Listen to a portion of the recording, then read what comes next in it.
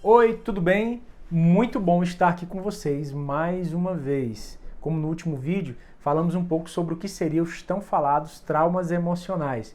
Hoje a gente vai falar como que aquelas feridas de ontem podem gerar sintomas no nosso presente. Todas as vezes que nós pensamos em nossos desconfortos, é extremamente comum pensarmos não só na razão deste incômodo, mas também quando ele começou e o porquê. Nesse ponto, buscamos as respostas que mais consigam explicar e nos dar uma certa sensação de finalmente encontrar sentido em reações que nós não gostaríamos de ter. Muitas vezes a pessoa ela apresenta aquela expressão: então é por isso que essas coisas me incomodam, por isso que eu tenho essa reação, por isso que eu me sinto dessa forma. Como então que essas coisas que aconteceram com a gente no passado podem ter tanta influência na maneira como agimos, pensamos ou sentimos?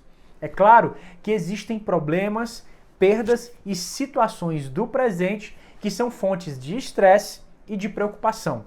Mas já parou para se questionar por que algumas coisas nos deixam tão vulneráveis? Por que alguns assuntos a gente prefere evitar e não tocar neles? Esta é uma pergunta que muitas disciplinas procuram apresentar as suas respostas. A psicologia, a psicanálise, a neurociência. O fato é que todas essas pesquisas elas têm avançado muito nas últimas décadas, nos mostrando importantes informações de como o nosso cérebro ele vai atuar sob estresse e também em determinadas situações. Quando somos crianças, ainda não temos bem desenvolvida uma certa estrutura importante do nosso cérebro chamada córtex pré-frontal. Essa estrutura ela está envolvida em importantes funções, como por exemplo, essa percepção, o senso do tempo e também do contexto das coisas. Ela também é responsável por compreender os eventos de uma forma mais analítica, de uma forma mais imparcial e também atua na antecipação e no planejamento das nossas decisões, além, claro, de ter outras funções.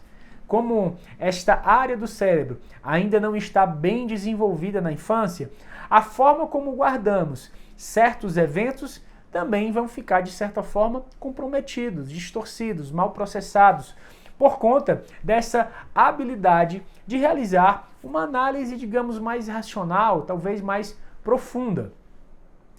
Eu vou te dar aqui um exemplo. Imagine uma criança aí nos seus 4 ou 5 anos de idade. Agora, imagine que essa criança em um passeio no parque com a sua família, por algum motivo ali no playground, ela se afaste um pouco dos seus pais. Por coincidência, havia ali também um cachorro com o seu dono, só que solto da sua coleira. Quando então essa criança percebe, aquele cachorro avança em direção a ela e a morde. Sem dúvida, é uma situação extremamente traumatizante e de forte impacto, ainda mais se houverem aí lesões mais extensas. Na infância, os pais eles irão funcionar como uma espécie de órgão psíquico externo, onde será através dos pais ou dos responsáveis que a criança vai então buscar ferramentas de orientação, proteção e ali também encontrar uma forma de resolver e atender às suas próprias necessidades. A criança, nesse período, ela se enxerga e vê o mundo através dos olhos dos seus pais ou dos seus responsáveis. Agora, imagine aquela mesma criança do exemplo lá no parque que foi atacada, né, pelo animal.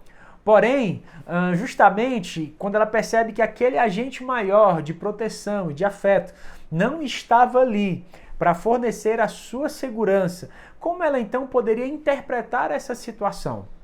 Vamos tentar então aqui traduzir o pensamento dessa criança numa situação como essa. Bom, se o meu pai ou a minha mãe, o meu responsável, não foi capaz de me salvar, de intervir nessa situação, né? E eles são esses órgãos máximos, essa instância máxima, né?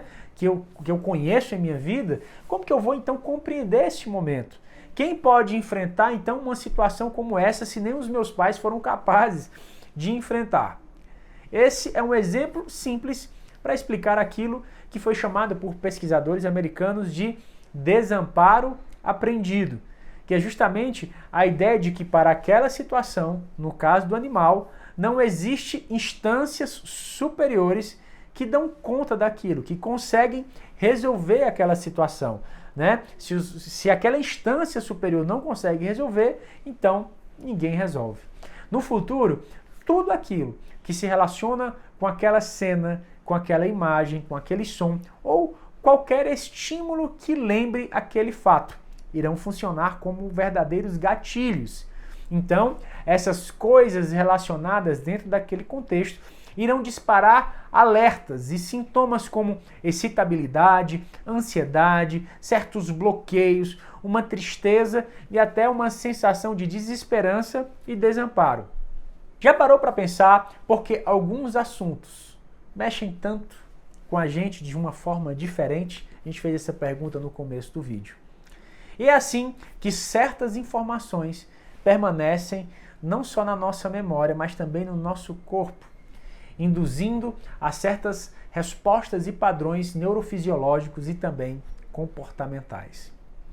A boa notícia é que existe tratamento e algumas abordagens terapêuticas têm se mostrado bem promissoras para alguns problemas como esse. Bom, a gente vai ficando por aqui. Vem muita coisa boa por aí, gente. Eu espero ter ajudado.